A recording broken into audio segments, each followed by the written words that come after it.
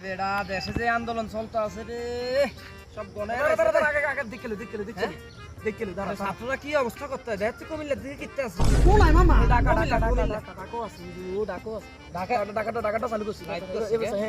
Jamuna TV কে বাংলাদেশের সরকার